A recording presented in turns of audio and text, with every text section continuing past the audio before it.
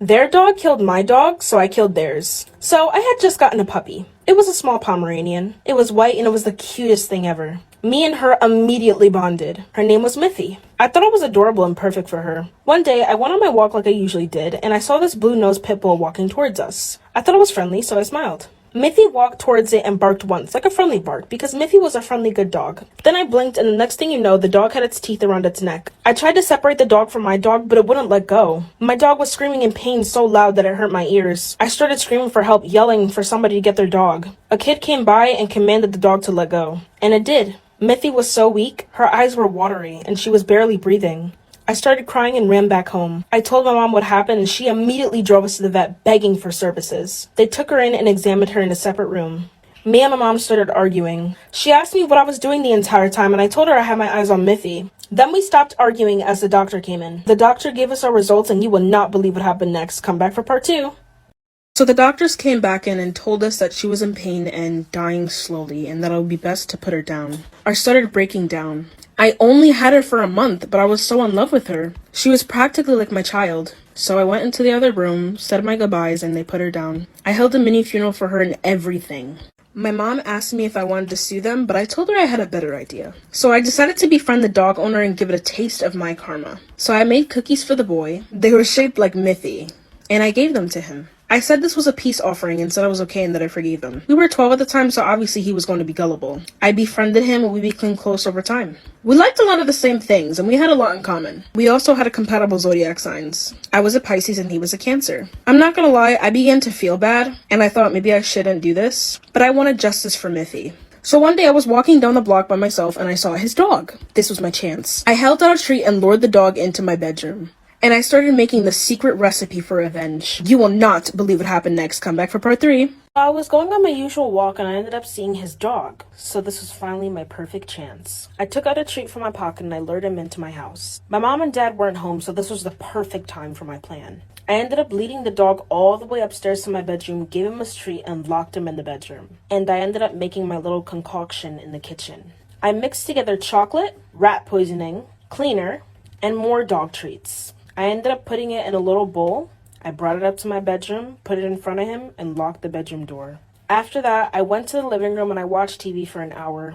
I felt really bad for what I did, but I had a revenge mentality and wanted to avenge Miffy. So after that, I went up to my bedroom and ended up puking and crapping everywhere. So I cleaned that up, put some gloves on, put the dog in a trash bag, and left it in his backyard. The next day, I ended up calling the dog owner, and I asked him if he wanted to hang out since we were friends now. He said no. I asked him why. He said he went through stuff. And I said okay. We are still friends to this day and he doesn't know it was me. Follow for more story times. I went randonauticking with my friend and found a dead body in a trash can. So if you don't know what randonauticking is, there's this app called Randonautica. It's an app where you manifest/think about what you want and it could be anything. Like money, love, anything. And you go to the area and the item's supposed to be there. So back to the story now. So I had a group of 4 people, excluding me. Their names were Tyra, Juliet, Emily, and Fleur. I've been friends with them since 4th grade and we all got along well. So we got our idea from TikTok. My friends got interested and decided to get involved with it. I was kind of sketched out with the idea and so was Tara, but Emily, Juliet, and Fleur wanted to do it. So we decided to. Fleur picked us up in the car and we downloaded the app on my phone. So to make it more exciting, we decided to manifest things confidentially. So we finished the first time and I generated a location. We finished our drive there and it was a valley of pink flowers. I said mine worked and we were all shocked. Fleur wanted to manifest something more spooky. Me and Tyra didn't want to, but peer pressure. So I generated a location after we all manifested it and it led us to a woodsy area in the middle of nowhere. So we went, and you will not believe what happened next. Come back for part 2. It was 40 minutes away from us and we decided to go. While we were driving, we saw a van pass us and the man gave us a dirty look. My intuition was telling me something was wrong and I asked Fleur to turn around and go back, but he said everything would be fine. So we parked at a sidewalk and walked into the woodsy area. It was kind of dark, but we used our phones as flashlights. So we ended up getting this very nasty, pungent, obvious smell. It kind of smelled like a dead corpse and it didn't rub me the right way. Fleur, for whatever reason, said we should follow it. I told him we shouldn't, but he didn't listen to me. Tyra didn't like the idea either. So we followed the smell and we ended up walking to this trash can and it had flies around it. This definitely gave me the creeps. Juliet ended up lifting the trash can top and we saw a large bone and a human hand. The rest was mush. We all screamed and ran away. We drove away and never looked back. We didn't call the cops either because we didn't want to get involved. Follow for more story times and follow my Instagram as well. Me and my friend almost got kidnapped.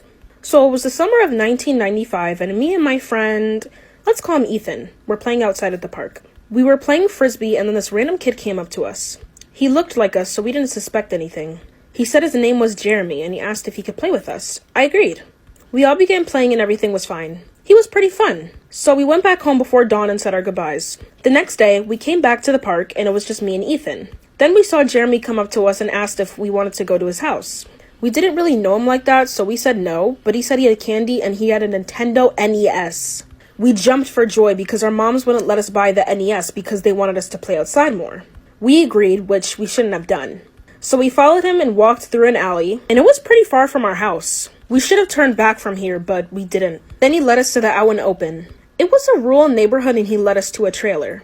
The trailer was kind of beat down, but we went inside anyways. You will not believe what happened next. Come back for part 2. So he led us into this RV/trailer that was very spaced out from the other houses since it was a rural area, and we walked into it. It was pretty big, but it was also pretty dirty. He walked us to the NES and we began to play on it. He gave us candy as well. We were all having fun, and this really fat, muscular guy came over and told Jeremy to come here. He looked nervous and looked back at his concern and went with him.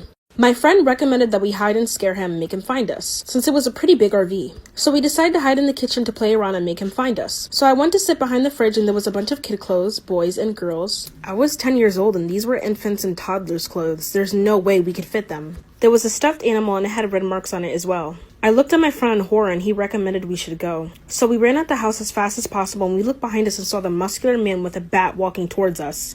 We ran and squeezed in between this crawling hole and managed to escape. We went back home and managed to escape before he got us. Lesson learned, don't trust strangers. Cause we sure won't after that. Follow for more story times and follow my Instagram too.